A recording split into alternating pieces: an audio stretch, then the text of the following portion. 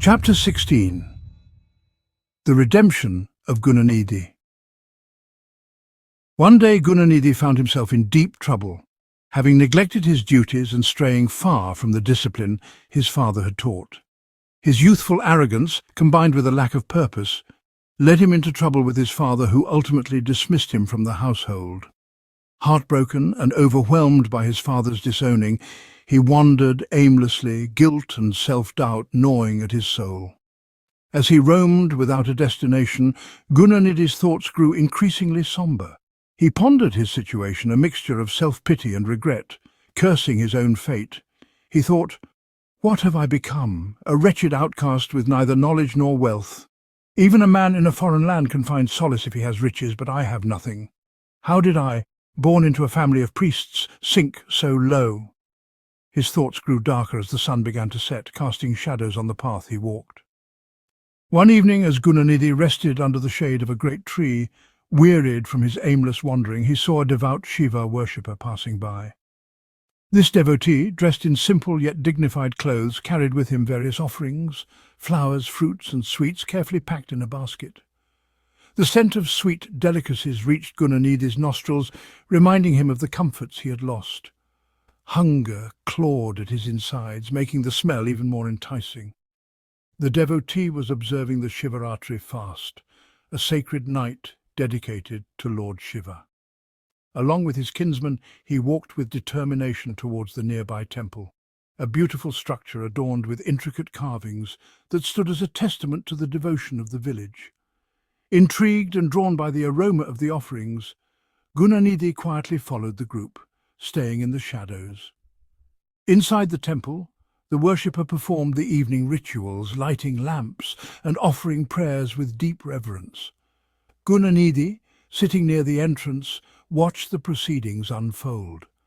The flickering light of the temple lamps created dancing shadows on the intricately carved walls, and the rhythmic chanting of the mantras filled the air, creating an atmosphere of serenity.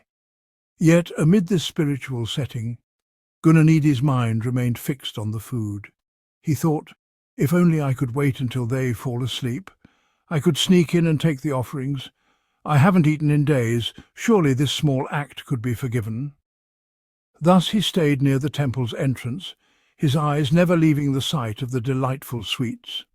As night deepened and the temple grew quiet, the devotees, weary from their fast, fell asleep on the cool stone floor. Guṇanidhi, sensing his chance, tiptoed inside. The dimly lit sanctum seemed eerie yet inviting. He approached the altar, where the sacred offerings to Lord Shiva were placed, his heart racing with anticipation. The light in the temple was weak, the oil in the lamp running low. In the gloom, Guṇanidhi could hardly see the offerings clearly. Desperate, he tore a piece of cloth from his garment and used it to extend the wick, making the flame burn brighter. As the newly rekindled flame illuminated the sacred space, its light fell upon the liṅga, dispelling the shadows that had crept over the symbol of Shiva. Unbeknownst to him, this small act of offering light to the deity would have profound consequences. Guṇanidhi greedily grabbed a handful of sweets and hurried out, but in his haste he stumbled over a sleeping devotee. The man awoke, startled, and shouted, "Thief! Stop him!" Guṇanidhi panicked, dashing out of the temple. But his vision suddenly blurred and darkness engulfed him. He had lost his sight. The temple guards, alerted by the commotion, quickly caught him and, considering him a common thief, put him to death without mercy. As Guṇanidhi's soul separated from his body, two different forces approached. The emissaries of Yama, the god of death, and Dharma appeared first, ready to drag his soul to the underworld with their nooses and clubs. They represented the grim consequences of his transgressions, his disregard for his family, and his theft from a sacred space. But before they could bind him, a celestial chariot descended from the sky, glowing with divine light. It was the attendants of Lord Shiva, bearing tridents and wearing ornaments that tinkled like music. They spoke with a tone of authority that made even Yama's messengers hesitate. "Release this soul, for he is now under the grace of Lord Shiva. His sins have been burnt away." Yama's attendants protested. This Brahmin defied his father, abandoned his duties, and stole from the temple. His actions are unrighteous, and he deserves punishment. But Shiva's attendants replied with deep insight, "You do not see the subtleties of Dharma as our Lord does." Guṇanidhi unknowingly served Shiva by rekindling the lamp, ensuring that the divine liṅga was not obscured in darkness. Even a small, unintended act in service of Shiva holds great merit. Moreover, he fasted unknowingly and heard the names of Shiva during the rituals. He must come with us to Śivarātri, where he will purify his soul and later be reborn as a great king. Yama's attendants, realizing they were outmatched, bowed to the decision of Shiva's emissaries and withdrew. They returned to Yama's abode, recounting the judgment.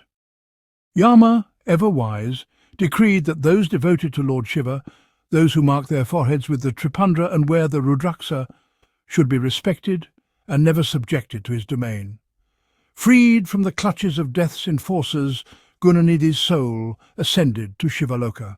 There he served Lord Shiva and goddess Parvati with devotion, learning the true meaning of righteousness. After his purification, he was reborn on earth as the son of King Arindama of Kalinga, named Dhamma. From an early age, Dhamma showed a deep inclination towards devotion to Shiva. He remembered, albeit faintly, the experiences of his past life.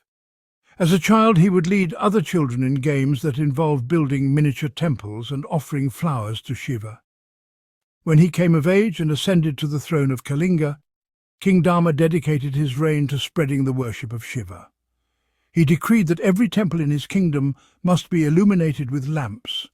He understood the divine power of light offered to Shiva as he had once unknowingly experienced its transformative grace. The headmen of every village were instructed to maintain this practice, and those who disobeyed faced severe punishment. King Dhamma's rule brought prosperity and happiness to Kalinga as the people embraced the worship of Shiva with reverence. As he grew older, he continued his acts of devotion until his life on earth ended, and he ascended once again to the divine realms. Even a seemingly small act like brightening a lamp in a temple can bear great fruit when done with a heart open to the divine. Guṇanidhi, once a lost soul, transformed through his unintentional service to Shiva and became a great king in his next life. His story, told by Brahma to the sage Narada, became a timeless reminder of the boundless grace of Shiva and the mysterious ways in which even the smallest deeds can lead to salvation.